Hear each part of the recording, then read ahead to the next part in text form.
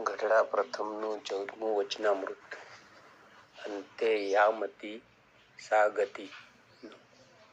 સંવંત 1876 માગસરવદી બીજને દિવસ સ્વામી શ્રી સહજાનંદજી મહારાજ શ્રી ગઢડા મધ્યે દાદા કાચરના દરબારમાં શ્રી વાસુદેવ નારાયણના મંદિર આગળ લીમડાના વૃક્ષ હેઠે ઢોલિયા ઉપર દક્ષિણાદે મુખારવિંદે વિરાજમાન હતા અને માથે ધોળી પાગ બાંધી હતી અને ધોળો ખેસ પહેર્યો હતો અને ધોળી ચાદર ઓઢી હતી અને પીળા પુષ્પના તોરા પાગમાં વિરાજમાન હતા અને બે કાન ઉપર પીળા પુષ્પના ગુચ્છ વિરાજમાન હતા અને તે ગુચ્છની ઉપર ગુલાબના પુષ્પ વિરાજમાન હતા અને કંઠને વિશે પીળા પુષ્પના હાર વિરાજમાન હતા અને જમણા હાથમાં ધોળું જે સેવંતીનું પુષ્પ તેને ફેરવતા હતા અને પોતાના મુખારવિંદની આગળ મુનિ તથા દેશ દેશના હરિભક્તની સભા ભરાઈને બેઠી હતી.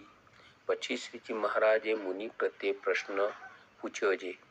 એક હરિજન છે તે સંસારને તજીને નિસર્યો છે અને અતિ તીવ્ર વૈરાગ્ય વાળો તો નથી અને દેહે કરીને તો વર્તમાન યથાર્થ પાડે છે અને મનમાં થોડી થોડી સંસારની વાસના રહી છે તેને વિચારે કરીને ખોટી કરી નાખે છે એવો એક ત્યાગી ભક્ત છે અને તેને ભગવાનનો નિશ્ચય પણ દ્રઢ છે અને વળી બીજો ગૃહસ્થ ભક્ત છે તેને પણ ભગવાનનો નિશ્ચય દ્રઢ છે અને આજ્ઞાએ કરીને ઘરમાં રહ્યો છે અને સંસાર થકી ઉદાસ છે અને જેટલી ત્યાગીને જગતમાં વાસના છે તેટલી તે ગૃહસ્થને પણ વાસના છે.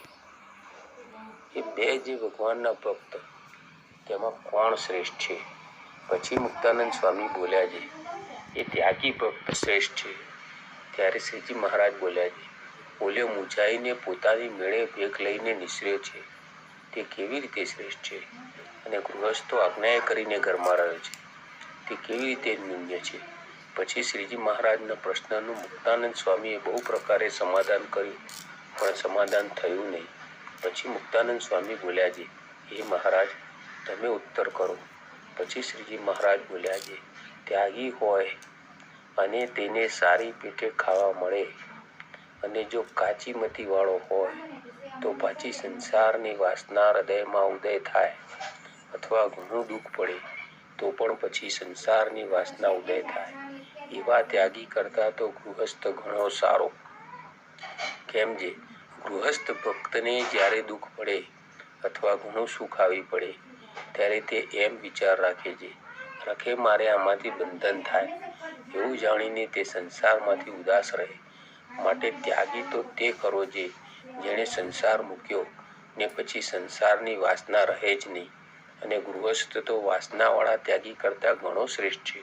જો ગૃહસ્થના ધર્મ સચવાય તો પણ ગૃહસ્થના ધર્મ તો ઘણા કઠણ છે અને અનંત પ્રકારના સુખ દુઃખ આવી પડે ત્યારે સંતની સેવામાંથી અને ધર્મમાંથી મનને આડું અવળું ડોલવા દે નહીં અને એમ સમજે છે સંતનો સમાગમ મળ્યો છે તે તો મને પરમ ચિંતામણી અને કલ્પવૃક્ષ મળ્યો છે અને ધન દોલત દીકરા દીકરી એ તો સર્વે સ્વપ્ન તુલ્ય છે અને સાચો લાભ તે સંતનો સમાગમ મળ્યો એ જ છે એમ સમજી અને ગમે તેવું ભારે દુઃખ આવી પડે પણ તેણે કરીને પાછો પડે નહીં એવો જે ગૃહસ્થ તે અતિ શ્રેષ્ઠ છે અને સૌ કરતા ભગવાનના ભક્ત થવું એ ઘણું કઠણ છે અને ભગવાનના ભક્તનો સમાગમ મળવો ઘણો દુર્લભ છે.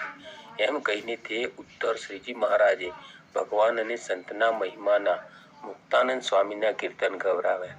શ્રી સ્વામિનારાયણ ભગવાનની જય. અક્ષર પુરુષોત્તમ મહારાજની જય.